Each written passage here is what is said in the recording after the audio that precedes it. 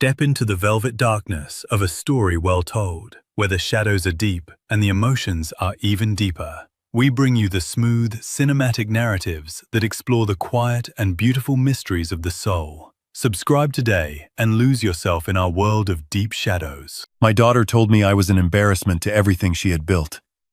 So I made 3 phone calls that dismantled her world piece by piece.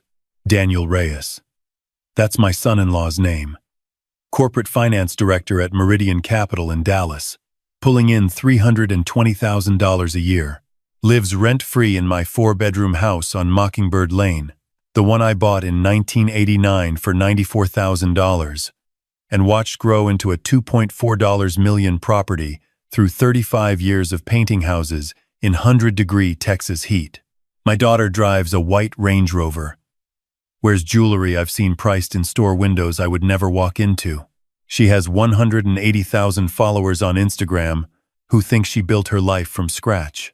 Last Easter Sunday, in front of Daniel's mother and his sister who flew in from Connecticut, my daughter looked at me across the dinner table I had paid for, in the dining room I had renovated, eating the food I had bought, and said, "Dad, you really don't have to insert yourself into every conversation.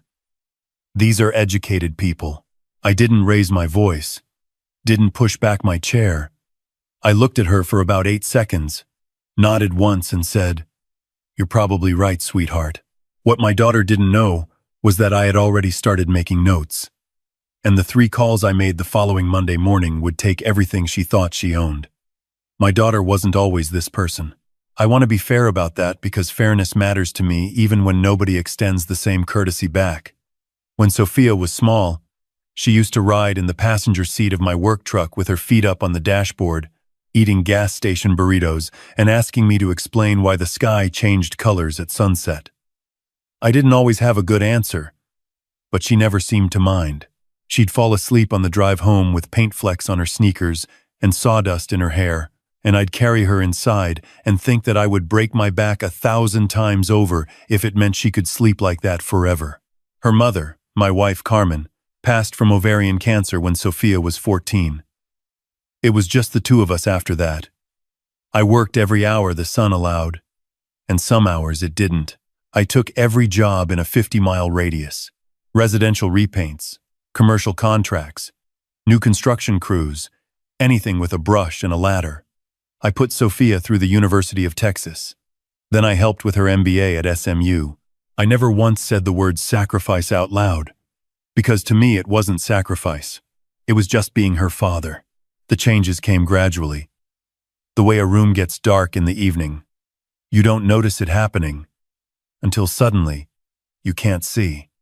She married Daniel 4 years ago. Good-looking man. Confident handshake.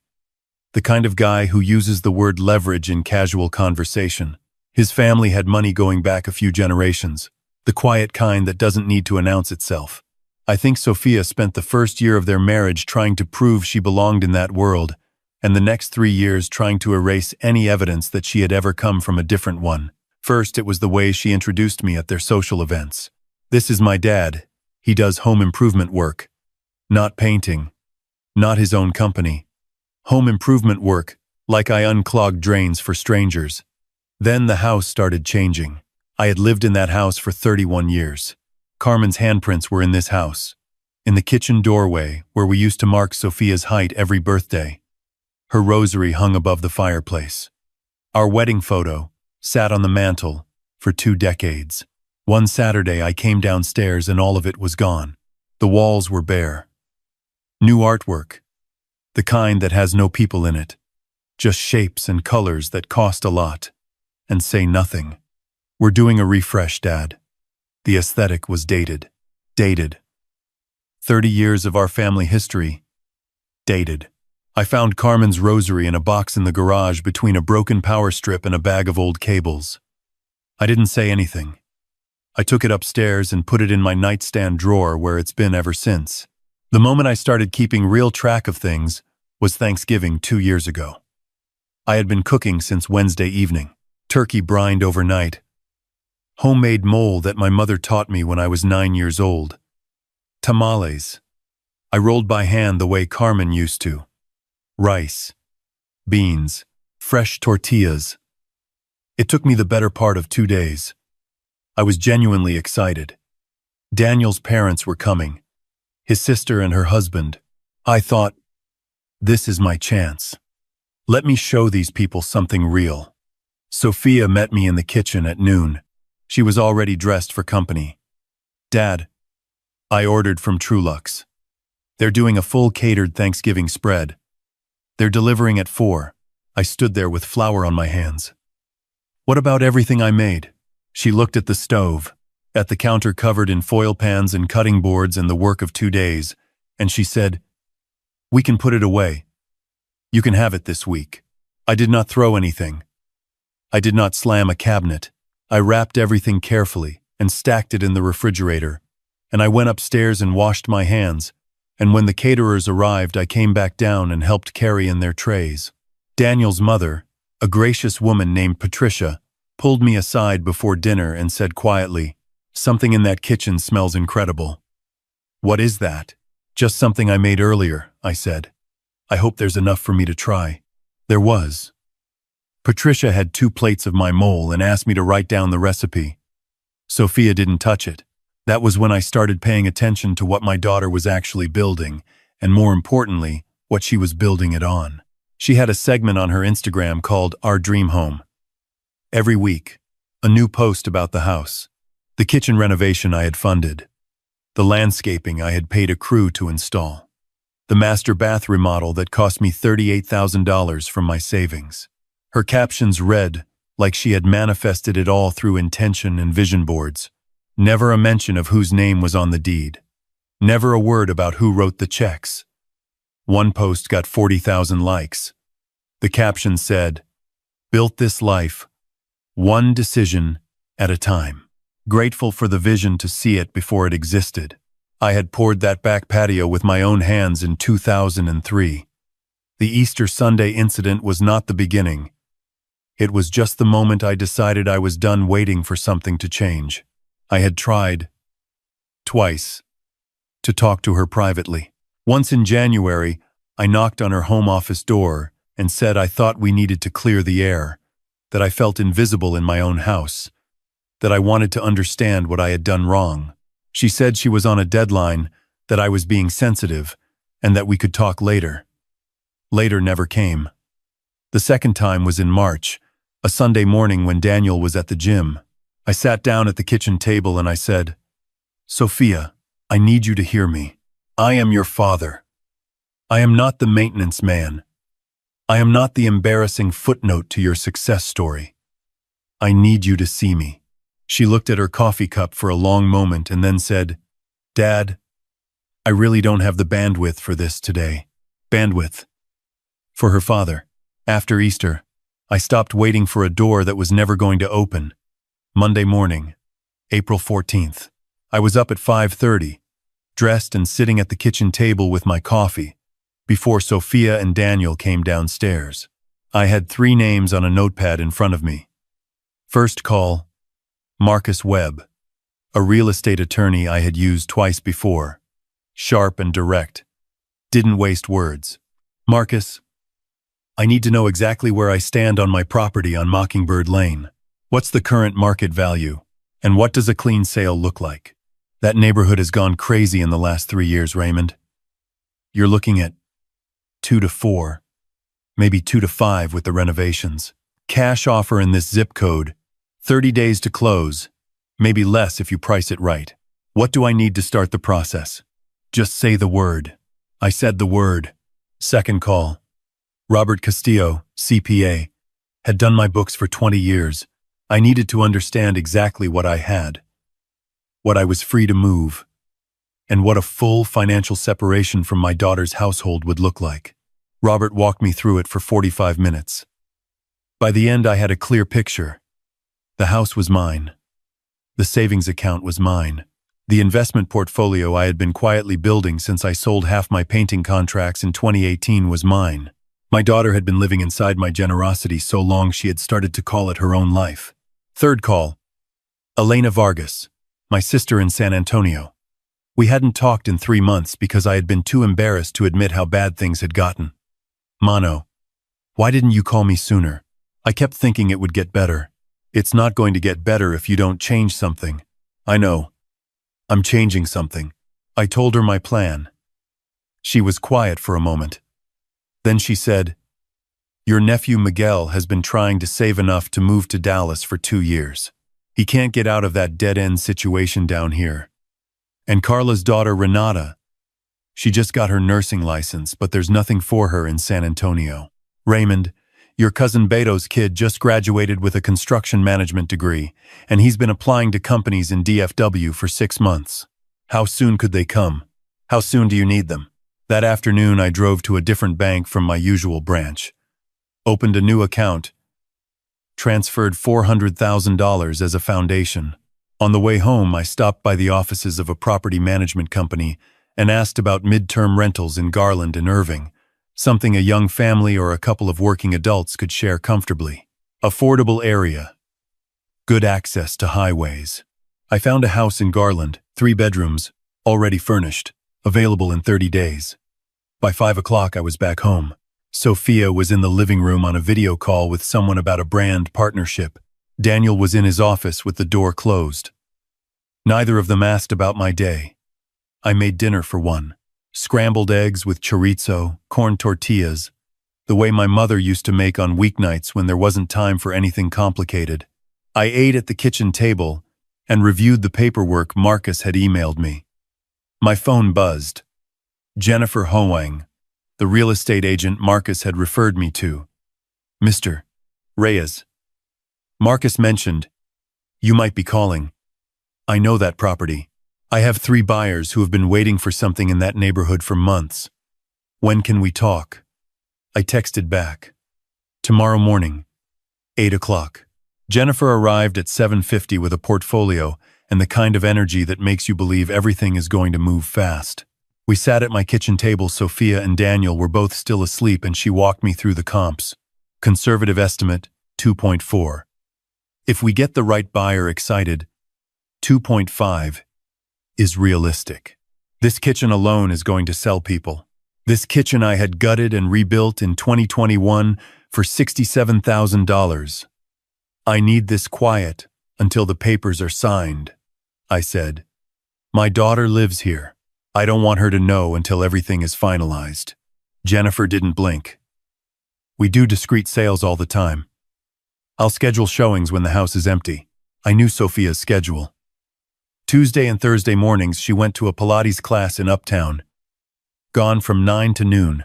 Daniel was in the office by 7:30 every weekday.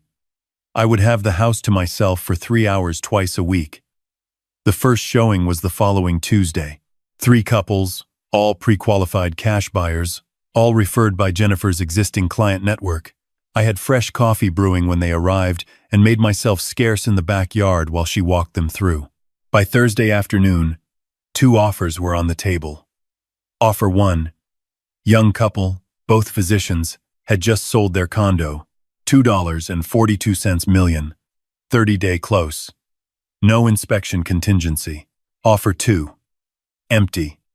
Nesters relocating from California, tired of the cost of living, wanted something with a yard and a real neighborhood. $2.38 million, but could close in 3 weeks. I took the physicians. Signed the purchase agreement that evening. Closing date, May 16th, 2025. That same week I called Elena back and gave her the green light. Miguel, Renata, and Beto's son Marco were all in. They could be in Dallas by June 1st. I wired the deposit on the Garland house, paid the first 3 months in advance, and called Robert Castillo to set up a household account I would fund monthly for the first year while they got established. The Sunday after I signed the purchase agreement, I made breakfast for the whole house. Migas, fresh fruit, pan dulce I picked up from the Mexican bakery on Henderson. Sophia came downstairs in her robe and seemed surprised. "What's the occasion?" she asked. "No occasion. Just wanted to cook." She poured her coffee, looked at the food, and said, "Daniel is doing a juice fast this week, so he probably won't eat. And I had a big dinner last night." She took her coffee back upstairs. I sat at that table alone and ate everything I had made. And I was at peace with every single thing I was about to do. The weeks between signing and closing were the strangest of my life. I went through the house slowly, methodically, the way you take stock of something before you leave it for good. I was not sad. I want to be clear about that. I was not bitter. I was just a man recovering what belonged to him so he could do something worthwhile with it. I packed carefully. My tools, which had always lived in the garage. My father's wristwatch, which I had brought from Mexico in a sock when I crossed at Eagle Pass in 1982, with $40 and a name written on a scrap of paper. Sophia's childhood drawings, which I had kept in a folder in my closet for 30 years because she never asked for them, but I could never bring myself to throw them out. Everything that mattered to me fit in the bed of my truck. I found a good apartment in Oak Cliff, 12 minutes from downtown. 750 square feet, second floor, big windows. A kitchen I could actually cook in. I paid first, last, and deposit in cash. Moved my things in over 2 weekday mornings while Sophia was at Pilates. She did not notice anything missing from the house. That told me everything I needed to know about how present she believed I was in her daily life. June 1st, I drove to Dallas-Fort Worth International Airport and stood at the arrivals gate with a handwritten sign that read, Raymond Reyes in block letters. Miguel came through first. 26 years old, built like a man who has been doing physical work since he was 15, which he has. He was carrying a single duffel bag and a flat package wrapped in brown paper that he held like it was fragile. He spotted me and started moving faster, and when he reached me, he grabbed my shoulders with both hands and looked at me the way younger people look at older ones when they are genuinely glad to see them. Uncle Raymond. This is real? This is actually happening? It's real. Welcome to Dallas, son. He handed me the flat package. Aunt Elena sent this. Said you'd know what it was. I unwrapped it standing there in the arrivals hall. It was a photograph, framed in plain wood. Carmen and me at our wedding, 1987, outside the church in San Antonio. I was 24 years old and looked like I owned the world. Carmen was laughing at something off camera, the way she always laughed, with her whole face. I had not seen this photograph in 3 years. Sophia had removed it from the wall during one of her refreshes. I stood there for a moment, looking at it. 24.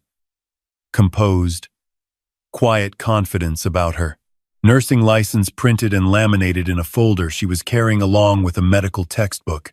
She spoke careful English with a San Antonio accent and a formality that made me think she had been practicing what to say on the plane.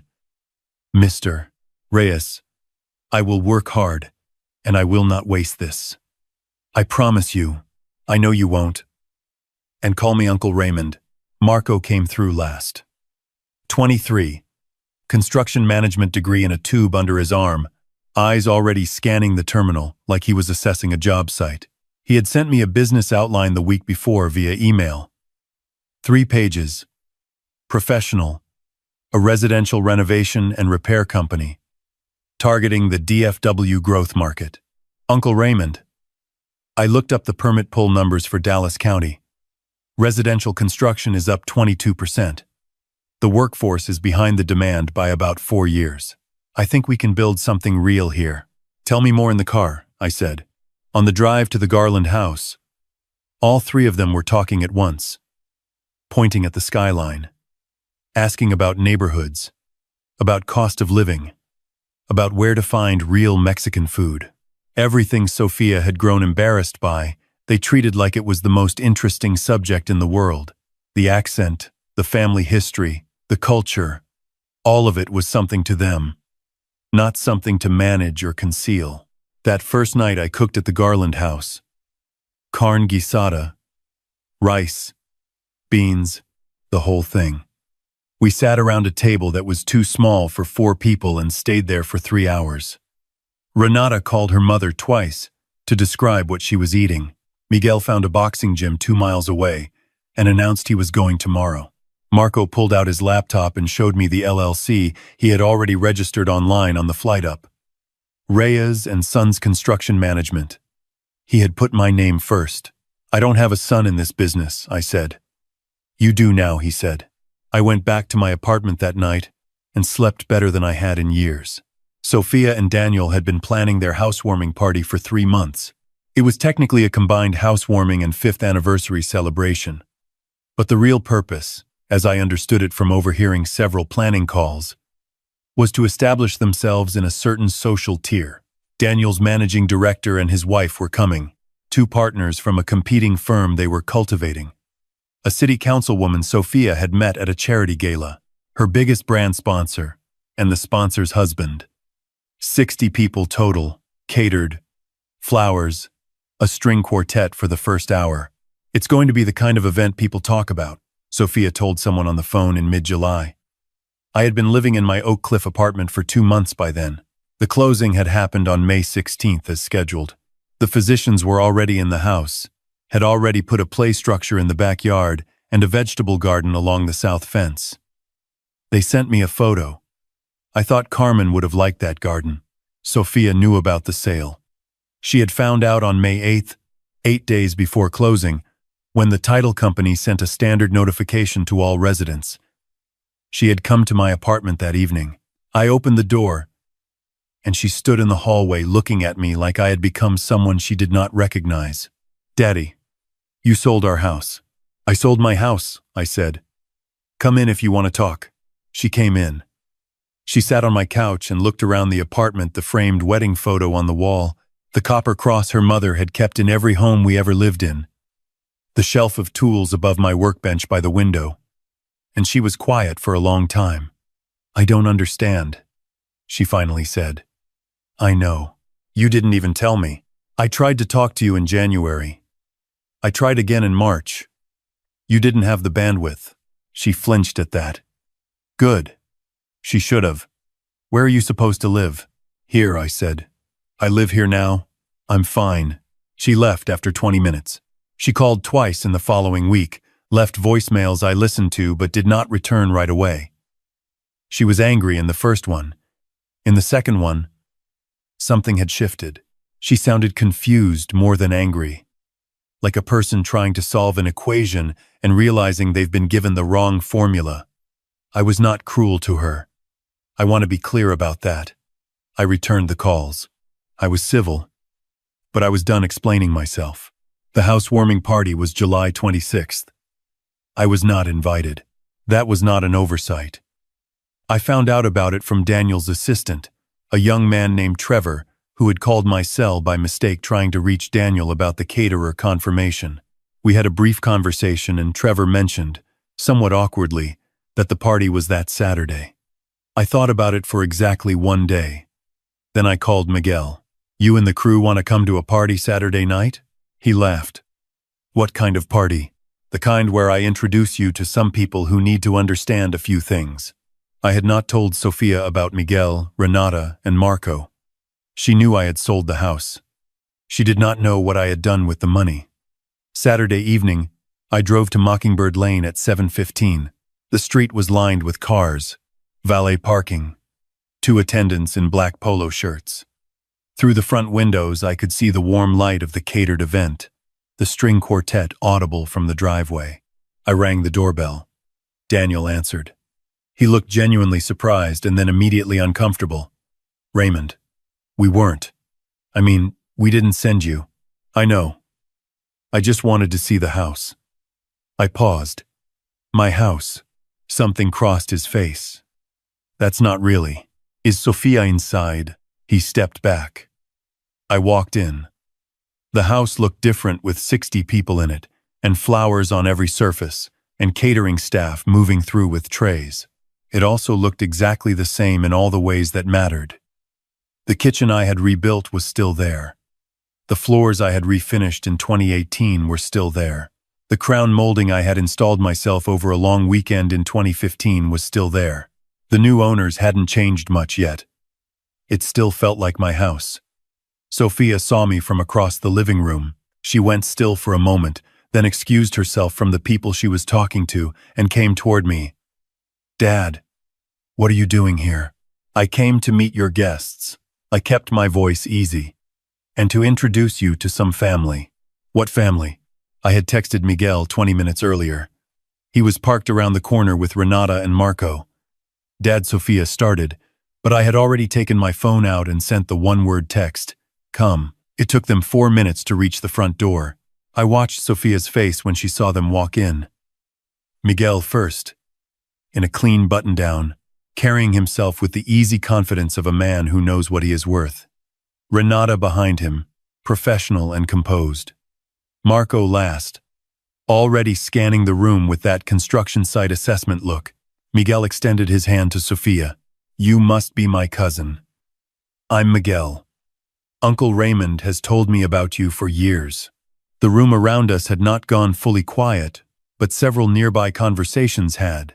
Daniel's managing director was standing 8 feet away. The city councilwoman was close enough to see everything clearly. What? Sophia looked at me. "Dad, who are these people?" "Your family," I said.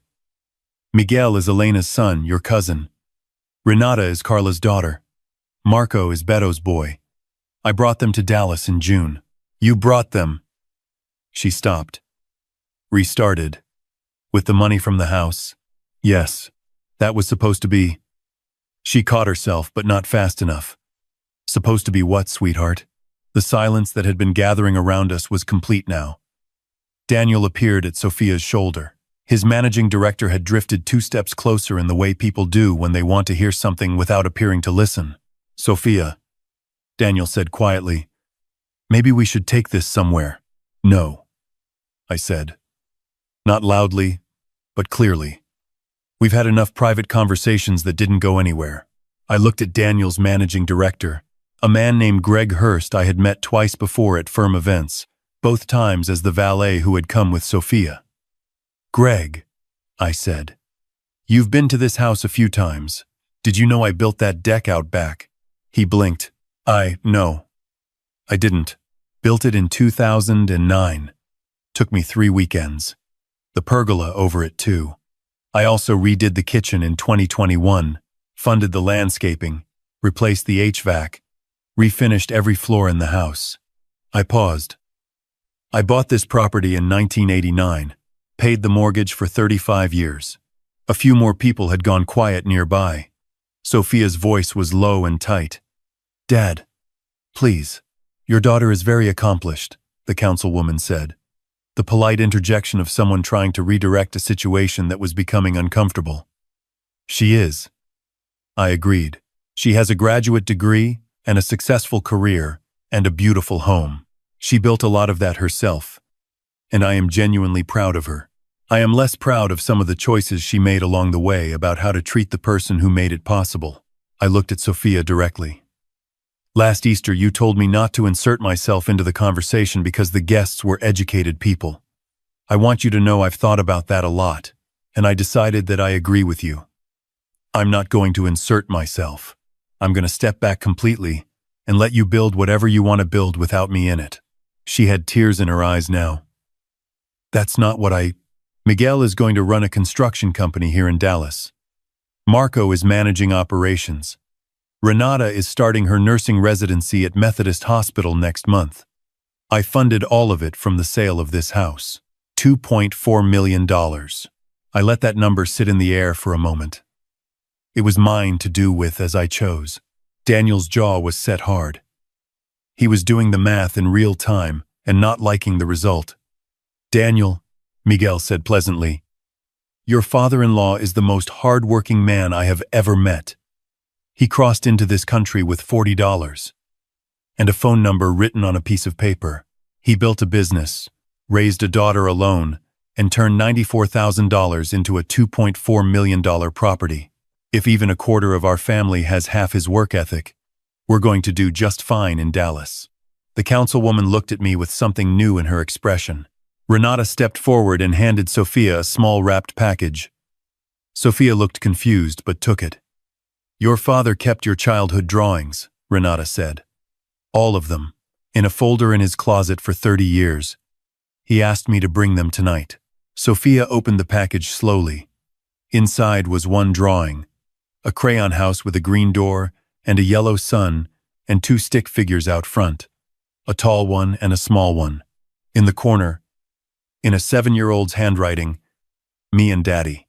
She held it for a long time without speaking. I turned to go. Dad. Her voice broke on that single word in a way I had not heard since she was 14 years old and we were burying her mother. I stopped but didn't turn around right away. I didn't know, she said. I didn't know that's what I was doing. I didn't know until just now, seeing you standing here. I didn't know how long I had been making you disappear. I turned around. She wasn't performing for the room. I have known my daughter for 38 years and I can tell the difference. This was real. I know you didn't know, I said. That's the part that hurt most. I left the party shortly after. Miguel stayed and had a conversation with the councilwoman that apparently lasted 40 minutes and resulted in a connection to a city contractor she knew. Renata spoke with 2 people who worked in hospital administration. Marco exchanged business cards with a property developer from Highland Park who had been looking for a reliable crew for 18 months. I drove back to Oak Cliff and sat at my kitchen table and had a bowl of soup and called Elena to tell her how the evening went. She laughed and cried in equal measure and told me Carmen was watching and proud. I believe that. November, 5 months later. I'm writing this from the same kitchen table, the one where I made 3 phone calls that changed everything. Miguel's company has completed 6 residential jobs and has 14 more contracted through spring. He hired 2 men from San Antonio and 1 from the neighborhood who needed steady work. He calls me on Sunday evenings and asks for advice about managing clients. I give it. Renata is in her nursing residency, elderly care unit, at Methodist. Her supervisor told her last month she has a gift for it, that patients calm down when she walks into the room. She calls me every few days just to talk. Real conversations, the kind where nothing important is being managed or avoided. Marco is building the business infrastructure. He has a website, proper insurance, an accountant. He carries himself like a man with a plan and the patience to execute it. He drove past the Mockingbird Lane house last month and sent me a photo of the vegetable garden the new owners put in. They're taking care of it, he texted. Good. I texted back. Sophia called in August. A real call, not a voicemail, not a text. She asked if she could come over. I said yes. She sat in my apartment for 2 hours and we talked. The first real conversation we had had in longer than I wanted to admit out loud. She said she had started seeing a therapist. She said she had spent a long time constructing a version of herself that required erasing where she came from, and she was trying to understand why. She said she was sorry. Not the kind of sorry that expects immediate forgiveness and then goes back to normal. The kind of sorry that comes from actually looking at something. I told her the door was open. I told her Sunday dinners happened at my place now, that her cousins came every week, and that she was welcome whenever she was ready. She came 2 Sundays later, sat at the table with Miguel and Renata and Marco, and ate the carne guisada, and did not say a single word about aesthetics or bandwidth or what the room looked like. She asked Miguel about his first job in Dallas and listened to the whole story without checking her phone. She's come 3 more times since then. Daniel has not come yet. That's between them. I do not know how the rest of this story goes. I am 63 years old, in good health, in good company, and living in an apartment I chose for myself in a neighborhood that reminds me of where I started. My father's watch is on my wrist. Carmen's photograph is on the wall.